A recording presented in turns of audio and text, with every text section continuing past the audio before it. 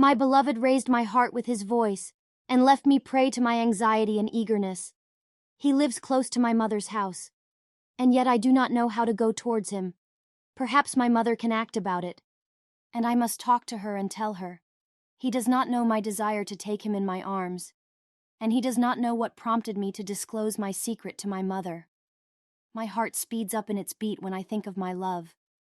It rises in its place. I do not know how to wear my clothes. I do not put powders around my eyes, and I never perfume with smart smells. More than 30 centuries ago, specifically during the 19th dynasty, this flirtatious poem was written, and the papyrus Chester's Beatty recorded those words that express feelings of intimate love, and the poem came under the title, The Virgin Lover. And through its words, we sense the extent of the delicacy of human feelings among the loving ancient Egyptian, whether woman or man, and it also showed the extent of freedom enjoyed by the Egyptian woman in expressing the essence of her soul towards her lover who raised her with his voice, and then left her prey to anxiety and eagerness. For the ancient Egyptians, love remained a catalyst for the creation of many myths, poems, and literature that crystallized a picture closer to the feelings of the ancient Egyptian, and with various vocabulary and rhetorical images, embodying them with all his material potential. So confirmed the study of the Egyptian historian and archaeological researcher Francis Amen, indicating that many Egyptian papyri, belonging to various Egyptian families, included a number of poems, the most important of which are papyri, Harris 500, and Chester Petty, which are in the British Museum in England, and the Turin Papyrus, preserved in the Turin Museum in Italy. The most important thing that the research study drew to it is that the ancient Egyptians, despite what is known about the seriousness of science and work, built their great civilization with love, which occupied a great place and their conscience, and that they knew the poems of love and spinning and taught them to their children, as they were an integral part of their culture. So they studied the poems of lovers in schools, and the goddess Hathor, her temple in Dendera, represented love and the patroness of lovers, as she is the Lady of Love, gold and turquoise, and her temple, which was built in isolation near the desert, 60 kilometers north, served as a symbol of love and marriage. The aforementioned Egyptian papyrus and ostraca pieces recorded many love stories and lovers' poems in ancient Egypt, adjoined by inscriptions of the symbol of love in Egypt, the gamaize tree, as it was with its lush shadows and its large, multiple, and hollow trunks, as a haven for lovers to meet in its shadows and the middle of its trunks and hollows.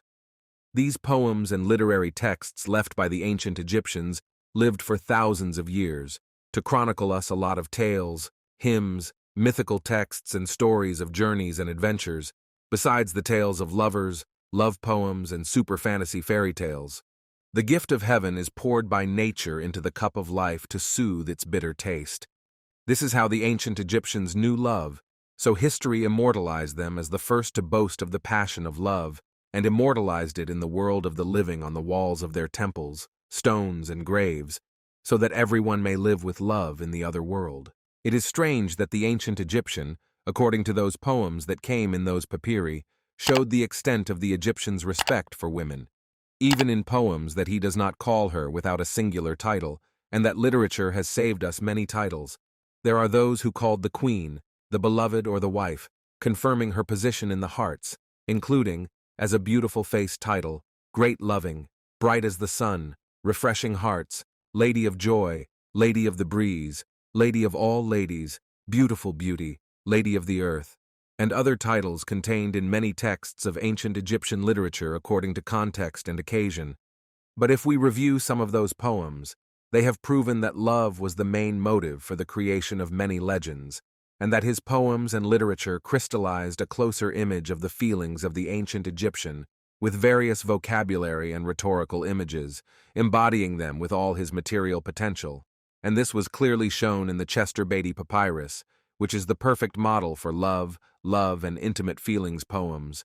And this was shown in the hymn of Naphthys to Osiris, when he said, "Just bring, sir, whoever went away. Bring to do what you love under the trees. You took my heart away from me thousands of miles with you. You just want to do what I love. If I have gone to the country of eternity, I will accompany you. I am afraid that a ghost will kill me. I came here for my love you. Let my body free from your love. As for the poem of Isis, the first lover, which I wrote in the Berlin Papyrus No. 3008 under the title, The Eternal Call, it said, Come towards your home. Come to your home. You who have no enemies. You beautiful young man. Come to your home to see me. Do not ever be separated from me. I do not see you, but my heart looks forward to meeting you, and my eyes are looking for you. Come, you whose heart has stopped beating. I call you and shout the sky, but you do not hear my voice. You did not love another woman except me. The truth confirmed by inscriptions and papyri is that Egyptian history is full of love stories, especially between kings and queens, especially during the dynasties of 18 and 19.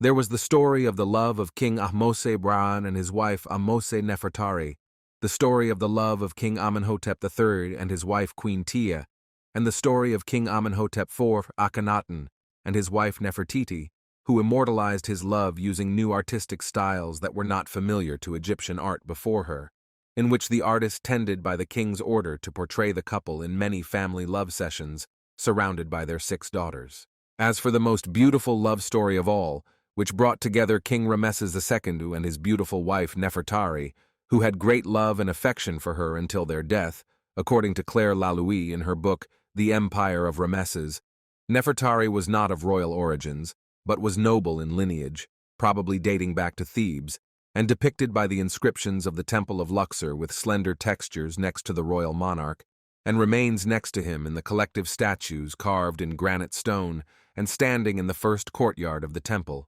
And Rameses II has prepared for her in the Valley of Queens the most beautiful tombs, where she depicts the beloved queen dressed in soft linen and adorned with precious royal ornaments, accompanied by the gods as she performs ritations that make her immortal and eternal.